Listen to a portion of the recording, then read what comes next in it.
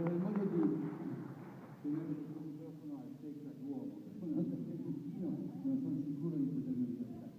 Comunque adesso, comunque, siccome adesso Dado suonerà un brano che prende il suo, e io lo introduco per un attimo, lui il microfono che lo dice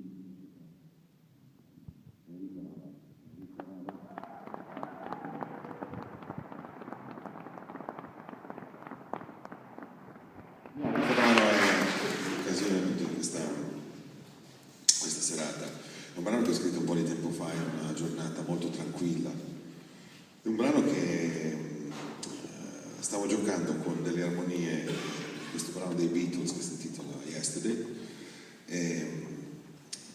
La coda del brano dei Beatles mi ha ispirato l'inizio di questo brano qua, quindi ho cambiato qualche nota, ho cambiato qualche accordo, però l'ispirazione viene da lì.